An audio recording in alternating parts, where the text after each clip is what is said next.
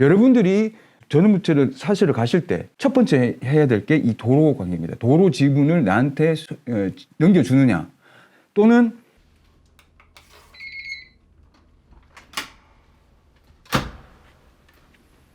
안녕하세요. 리랩스TV의 랩보스입니다. 이걸 안 했네요. 오늘은 여러분과 함께 전원주택 부지 매입 시 유의사항에 대해서 한번 알아보려고 해요. 여러분들 행복한 전원생활을 꿈꾸시죠? 저도 나중에 이제 애들 다 키우고 은퇴를 하게 되면 저 역시 전원생활을 즐기고 싶습니다. 이쁜 강아지 한 마리 키우고 이렇게 하고 싶은데, 저도 이제 이 감정평가사 생활을 하면서 전원주택 부지 감정도 많이 해봤고, 그다음에 전원주택도 감정을 해봤거든요. 그래서 실무상 이렇게 전원주택을 감정을 하면서 요렇게 전원주택 부지를 매입할 때 요런 사항을 주의하면 좋겠다 하는 취지에서 이번 영상을 만들게 됐는데, 한번 보시면 일단 전원주택 부지를 이제 선택을 하고 고려할 사항이 물론 어떻게 짓느냐부터 해서 뭐 면적은 얼마나 해야 되느냐 이런 것도 중요한데, 가장 중요한 거는 저는 이 세 가지를 꼽았습니다. 일단은 도로, 그다음에 수도 및 전기, 그다음에 개발 부담금, 요 세 가지를 했는데, 아름다운 전원 생활을 꿈꾸는 것에 비해서 현실적으로는 너무 어려운 점들이 많이 있어요. 그 중에 하나가 개발행위 허가, 건축 허가, 이 두 가지거든요. 그런데 요 지금 나와 있는 자료에 보시면 이게 2008년 12월 또 국민권익위원회에서 이제 자료긴 한데, 여기에 좀 이런 문제점을 그대로 지금 설명을 하고 있어요. 여기 보시면 뭐 추진 배경에 개발행위 허가 시 도로의 설치 여부가 허가를 결정짓는 중요한 요소임에도 도로에 대한 판단 기준이 모호하다. 그 다음에 건축법, 이건 건축허가 때 필요한 거고요. 국토계획법은 개발행위 허가 때 필요한 그 관계 법률입니다. 여기에 법령별로 도로에 대한 개념이 상이하며 현황 도로 등 기존 관습 도로의 인정 여부가 불투명, 이렇게 돼 있잖아요. 그러니까 이게 건축을 할 때 도로가 중요한 건 아는데, 막상 하려다 보면은 이게 건축 허가가 나는 도로인지, 공무원들조차도 여기서 보시면은 누가 제기했나? 지방자치단체 공무원이 개발행위 허가 기준의 문제점을 제기했다 했잖아요. 그래서 여기에 보시면은 마찬가지로 이 국토계획법은 개발행위 허가, 이게 도로 정의가 국토계획법 건축 허가가 틀려요. 특히 비도시 지역에 설치하는 도로의 관리 기능이 미흡하다고 되어 있는데, 여기 보시면 비도시 지역의 경우에는 건축법 제45조에 적용 대상이 아니어서 개발행위 허가 시 실제로 도로는 설치되고 있지만 법령의 불비로 개발행위 허가 시 분쟁 발생 예상, 이렇게 돼 있죠. 도로가 있어서 땅을 사서 막상 건축 허가를 내고 개발행위 허가를 하려다 보는데 이게 안 나는 도로일 수도 있는 거예요. 더군다나 이 소유가 또 불분명하고 해서 사실 분쟁이 많이 발생합니다. 그래서 그러면 진짜 분쟁이 발생하냐 보시면 되겠죠. 이게 군청 홈페이지에서 이제 질의 요청을 한 겁니다. 읽어볼게요. 이 당초 토지 매입 시 군청 건축허가 담당자에게 문의하여 건축허가 여부를 확인한 바 허가 가능한 땅이라는 말을 듣고 토지를 매입하였습니다. 근데 이것도 조금 뭐 이분은 그렇게 들으셨는지 모르겠지만 실제로 가서 한번 물어보시면 이게 허가 난다 안 난다 말 안 해줍니다.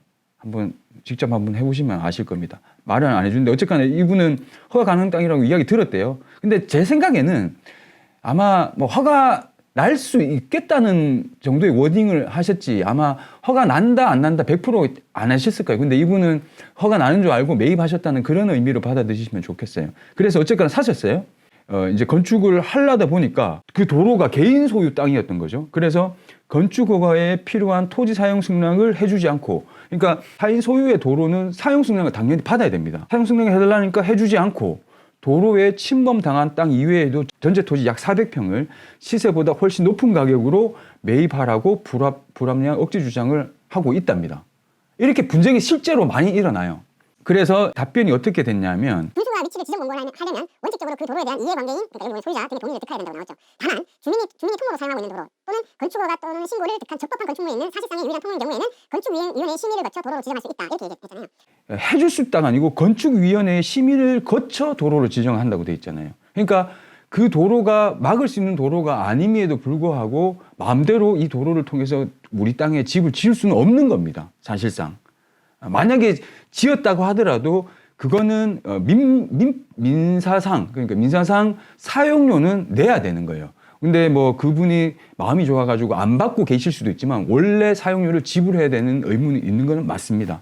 그래서 이거를 보여드린 이유는 실제적으로 이렇단 말입니다. 내가 좋은 저쪽에 좋은 땅이 있어서 전원주택 지으려고 하고 도로도 있네 하고서 막상 건축을 하려다 보면은 안 보이는 것들에 대한 장벽이 있다는 거죠. 특히 이 전원주택 부지를 개발하는 업자들 또 어떤 문제가 있냐면 아까 여기 나오죠. 군수가 위치를 지정 공고한다는 말. 이게 사실 오늘 여러분들한테 해드리고 싶은 말인데 요게 다음 페이지에 보시면 건축법 제2조의 1항 제11호 남목 이게 11호죠. 11호의 남목을 보면 시장 군수 구청장이 위치를 지정하여 공고한 도로 이렇게 나와 있는 거죠. 이거를 얘기하는데 예를 들어서 내가 어떤 땅을 개발해야 되는데 맹지예요. 그래서 도로 부지를 사들여서 이렇게 도로를 연결했어요. 그런데 이 도로 부지를 두 가지 방법이 있어요. 그러니까 시장 군수 구청장 지방자치단체장에게 기부 체납을 할 테니 이걸 도로로 해달라라는 것도 하나가 있을 수 있고 개발 행위를 하는 조건으로 이 도로는 예를 들면 군수가 위치를 지정해서 공고를 해라 하고 하면 내 땅에 대해서 개발 행위부터 해서 건축 허가가 날 수 있습니다.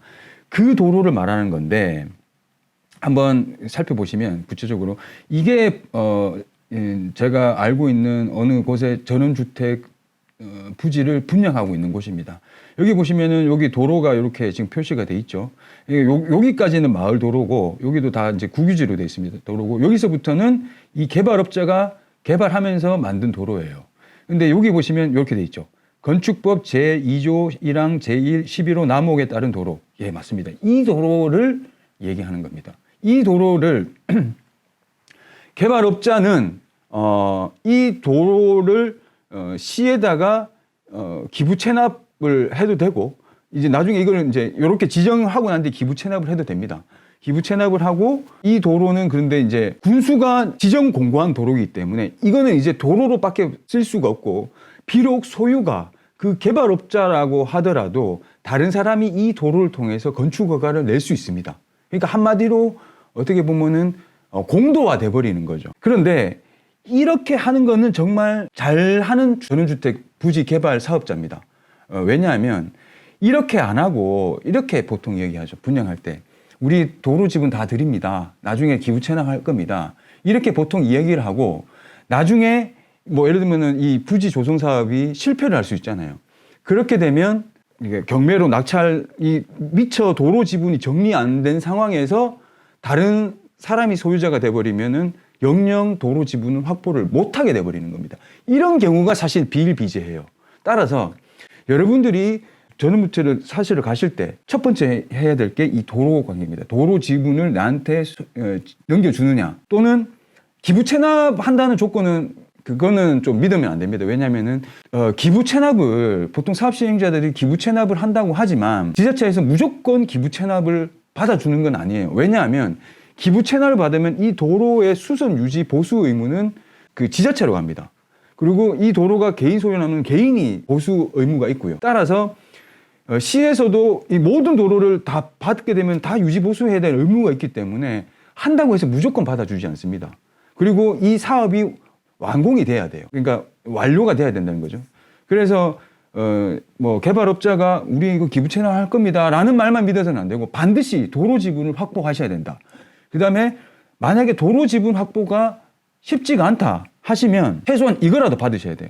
건축법 제2조 1항 제11호 남목에 따른 도로라도 지정 공고를 받으셔야 차후에 문제가 발생하지 않습니다. 가장 만약에 이게 문제가 심하게 되면 아까도 말씀드렸죠. 도로 지분이 내가 전원주택 부지는 분양을 받았어요. 근데 도로 부지에 대한 지분이 없게 되면 나중에 경매로 해서 이 도로 지분을 누군가가 그 개발업자가 아닌 다른 사람이 이거를 사버리게 되면 나중에 여러분은 도로를 막지는 못하더라도 사용료는 그 사람한테 줘야 됩니다. 그래서 분쟁이 발생하는 거예요. 그래서 이런 도로 분쟁에 주의하셔야 되고 그 다음에 두 번째 수도 및 전기도 이게 사실 분쟁 소지가 있습니다. 여러분 이해 안 되시죠? 뭐 수도는 뭐 다 연결할 수 있는 거 아닌가? 그런데 수도도 마찬가지. 수도도 예를 들면은 이 관이 도로를 따라서 쭉 나면 되는데 뭐 전원부지 이 특성상 뭐 예를 들면 외딴 곳에 있을 수도 있고 그다음에 뭐 마을 안에 있더라도 도로관이 바로 연결이 뭐 이렇게 도로로 안 돼서 그 집을 통과해서 뭐 밑으로 가야 된다 이렇게 하면 그 사람의 사용 승낙을 받아야 됩니다. 그런 사례가 여기 한번 보시죠. 이것도 마찬가지 비슷한 사람입니다. 이 토지 사용 승낙서라고 돼 있죠. 여기에 어떤 일이 있냐면 이분이 원룸을 신축 중이라고 하시네요. 그래서 수도 연결을 접수를 했대요. 그래서 이제 그 기존의 건물을 하고 원룸을 짓다가 주인이 이 도로가 개인 땅에 포함되어 있다고 해서 주인을 찾아 토지 사용 승낙서를 받아와야 된다고 합니다. 그래서 이제 수소문에서 사람 찾기를 했지만 어느 곳도 알 수 없고 알려줄 수가 없다고 한다. 이렇게 해서 토지 사용 승낙을 받지 못하면 이거 뭐 수도도 연결 못하느냐 이렇게 나오는데 여기 답변이 뭐라고 돼 있냐 하면 급수공사 신청 시에는 다음 각호의 서류를 첨부해야 한다. 여기 보시면 해당 소유권자의 사용 승낙서 또는 동등 이상의 권리를 증명할 수 있는 서류 맞습니다. 이 수도도 마찬가지. 그냥 예를 들면 국유지인 도로를 통해서 수도관이 연결하는 건 상관이 없지만 만약에 이 땅이 개인 소유하면 이 사람한테 사용 승낙을 받아야 되는 게 원칙입니다. 그런데 더군다나 이 수도는 밑으로 땅 밑으로 깔려 있기 때문에 볼 수도 없어요. 그러니까 내가 저기 좋은 곳에 전원주택 부지를 샜는데 거기는 수도선이 예를 들면은 뭐 한 1km 정도 연결해야 된다. 이런 위험성도 있어요. 그까지 상수도 인입이 안 돼서. 그러니까 우리가 생각하는 그런 뭐 정말 평화로운 전원주택 생활을 누리기 위해서는 이런 갖가지 난관들을 헤쳐나가야 됩니다. 그래서 이런 수도, 당연히 전기도 뭐 예를 들면은 가까이 전신주가 있어서 연결하면 상관이 없지만 또 전신주가 없을 경우에는 뭐 1km, 2km 뭐 전신주를 놔야 되는 경우도 있을 거고요. 그래서 이 수도 및 전기도 꼭 살펴봐야 됩니다. 자, 마지막으로 이 개발 부담금 관련 문제인데 여기 보시면 허가받은 토지를 그러니까 전원주택을 매입했는데도 대상인가요? 하면은 개발 부담금 부과 대상 개발 사업을 완료하기 전에 사업 시행자, 위탁 도급자 또는 토지 소유자 지위를 승계한 경우 결국 분양을 받았다는 얘기죠. 그 지위를 승계한 자가 납부하게 됩니다. 이렇게 되죠. 그러니까 분양 받은 사람이 내게끔 이렇게 돼 있는 거예요. 그래서 이거를 놓치는 게 많은데 일단은 개발 부담금이 뭔지 모르시는 분도 계시잖아요. 그래서 여기 보시면 개발 부담금이 뭐냐 하면 이 토지에 발생하는 개발 이익에 대해서 예를 들면 세금조로 걷는 겁니다. 그런데 요게 납부가 부가 대상을 한번 볼까요? 부가 대상이 이렇게 사실은 큰 이 사업을 하시는 분들이 내는 것도 있는데 여기 지목 변경이 수반되는 사업이라고 돼 있죠. 그다음에 사업 면적이 비도시 지역 같은 경우에는 1650제곱미터 이상. 사실 뭐 도시 지역도 990제곱미터 이상일 경우에는 내야 되는데 우리는 보통 전원주택 그러면은 보통 이런 비도시 지역에 지으니까 일반적으로 1650제곱미터는 일반인들이 잘 개발을 하지 않죠. 이제 그 사업 시행자들이 하는데 어쨌거나 이 지목 변경이 되는 수반 사업에 일정 면적 했을 때는 개발 부담금 부과 대상입니다. 그다음에 이걸 누가 납부해야 되냐 하면 개발 사업 시행하는 경우에 사업 시행자가 내는 게 당연히 맞는 거고 개발 사업을 완료하기 전에 사업 시행자, 위탁 도급자 또는 토지 소유자의 지위를 승계한 경우 지위를 승계한 자라고 돼 있잖아요. 어떤 경우냐 하면 내가 그 사업 시행자한테 토지를 분양을 받았어요. 그래서 집을 지었어. 그러면 요 땅에 대해서 그러니까 집을 지었으면은 이제 지목이 변경이 되죠. 예를 들면 임야면은 대, 뭐 전에서 대 이런 식으로 지목 변경이 되면 요때 이제 개발 부담금이 부과가 됩니다. 생각지도 못한 금액이에요.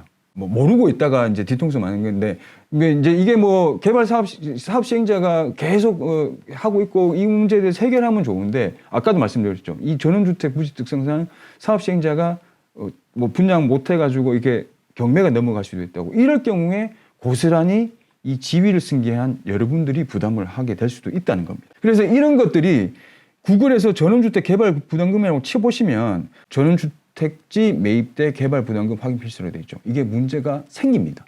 따라서 여러분들이 전원주택 부지 이렇게 분양하는 데 가서 받을 때 개발 부담금은 어떻게 되냐. 그 사업 시행자가 다 납부가 돼 있냐, 정산이 완료가 돼 있냐 확인을 하셔야 됩니다. 이상 전원주택 부지 매입 시 고려해야 될 사항을 말씀을 드렸는데 여러분한테 도움이 되셨으면 좋겠습니다. 이상 리랩스TV의 랩보스였습니다. 여러분 구독, 좋아요 부탁드릴게요.